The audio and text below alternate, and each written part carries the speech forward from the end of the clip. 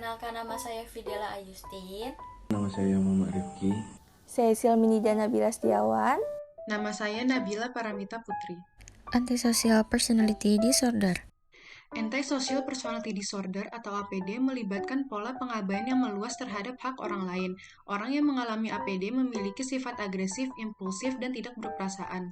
Sekitar 3/4 orang dengan APD memenuhi kriteria diagnostik untuk mendapatkan gangguan lainnya. Yang paling umum adalah penyalahgunaan zat-zat terlarang. Itulah mengapa tingkat APD paling tinggi berada di fasilitas rehabilitas narkoba dan alkohol. Lalu perkembangan dan perjalanan. Terdapat variabel yang cukup besar dalam perjalanan APD. Pola yang paling umum adalah ketidakstabilan kronis di awal masa dewasa dengan episode diskontrol afektif dan impulsif yang serius dan tingkat penggunaan sumber daya kesehatan dan kesehatan mental yang tinggi.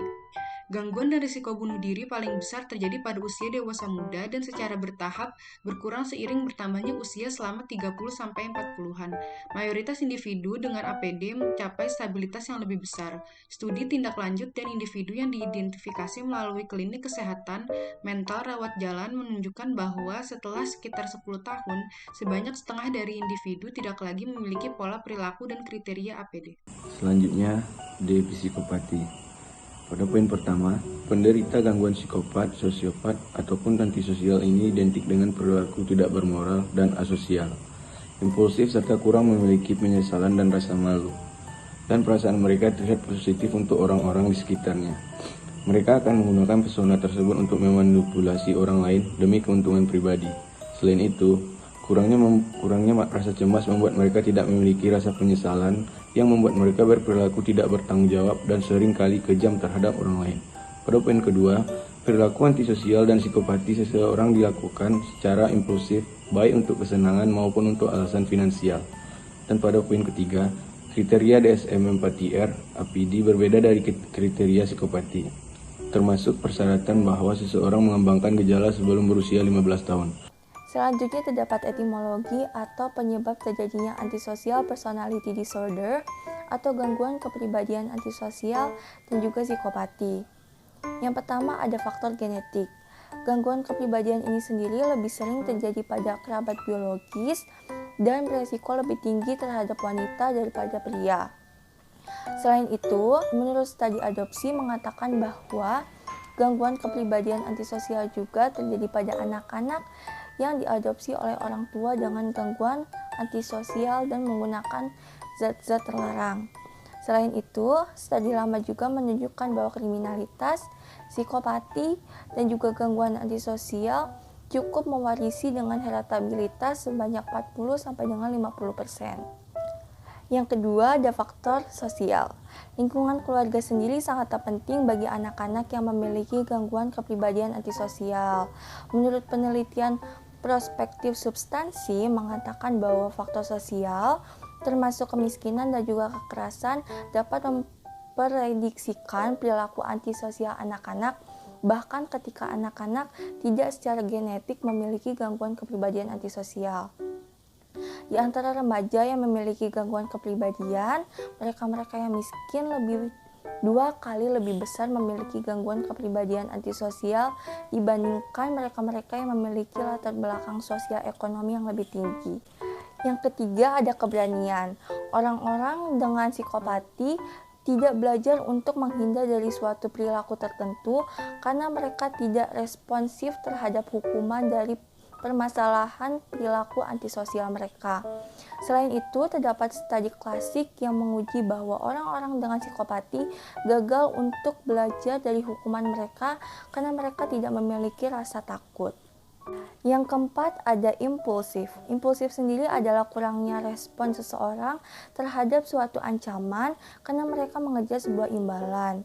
Impulsif sendiri akan semakin parah ketika seorang psikopati mencoba untuk mendapatkan sebuah hadiah. Hadiah ini bisa berupa uang atau sumber daya lainnya, dan mereka tidak akan pernah berhenti walaupun hal tersebut akan merugikan diri mereka sendiri. Yang terakhir, kurangnya empati mendorong ketidaktanggapan terhadap korban. Empati sendiri merupakan perasaan emosional. Orang-orang yang memiliki empati maka akan terhindar dari perasaan eksploitasi yang tidak manusiawi. Itulah mengapa psikopati datang dari orang-orang yang tidak memiliki empati, dan hal ini disetujui oleh beberapa penelitian. Seperti contohnya ketika seseorang diminta untuk mengidentifikasi sebuah emosional melalui gambar beberapa orang dengan psikopati akan susah untuk mengenali ketakutan orang lain, kan walaupun sebenarnya mereka mengetahui emosional lainnya. Selanjutnya ada kriteria menurut DSM-4-TR. Kriteria yang pertama yaitu pola pengabaian atau pelanggaran hak orang lain terjadi sejak usia 15 tahun yang ditunjukkan oleh yang pertama, ada kegagalan untuk memenuhi atau mematuhi norma-norma sosial. Contohnya, seperti menghancurkan properti, mencuri, atau melakukan pekerjaan ilegal. Yang kedua, kebohongan-kebohongan yang berulang, seperti menggunakan nama samaran atau menipu orang lain untuk kepentingan atau kesenangan pribadi. Yang ketiga, impulsif atau kegagalan untuk merencanakan ke depan. Yang keempat, ada iritabilitas atau agresivitas, yaitu melakukan perkelahian atau penyerangan fisik yang berulang. Yang kelima, ada ceroboh, yaitu mengabaikan keselamatan diri sendiri atau keselamatan orang lain. Yang keenam, tidak bertanggung jawab secara konsisten. Yang ketujuh, kurangnya penyesalan seperti acuh tak acuh atau membenarkan atas tindakan yang menyakiti atau menganiaya atau mencuri dari orang lain. Kriteria yang kedua, berusia minimal 18 tahun. Sedangkan kriteria yang ketiga, ada bukti gangguan tingkah laku sebelum usia 15 tahun. Selanjutnya, menurut DSM-5, pedoman diagnosis antisocial personality disorder lainnya berupa ciri-ciri kepribadian patologi. Yang pertama, ada antagonisme yang ditandai dengan manipulatif, berbohong, tidak berperasaan, dan juga permusuhan. Yang kedua, ada disinhibition yang ditandai dengan tidak adanya tanggung jawab, impulsif, pengambilan resiko yang cenderung merugikan diri sendiri. Di luar dari kriteria DSM-5, orang pengidap APD sering melaporkan riwayat dengan gejala seperti membalas, melarikan diri dari rumah, sering berbohong, mencuri, dan perusahaan properti yang disengaja pada masa remaja awal. Terakhir, pengobatan atau penanganan terhadap pengidap antisocial personality disorder. Untuk pengobatan APD ini dapat menggunakan obat yang sesuai dengan anjuran psikiater, menggunakan obat yang bernama clozapine. Yang kedua, yaitu terapi diri sendiri. Terapi diri sendiri harus diikuti tekad yang kuat oleh pengidap APD tersebut. Keinginan untuk sembuh menjadi kunci dalam proses terapi ini.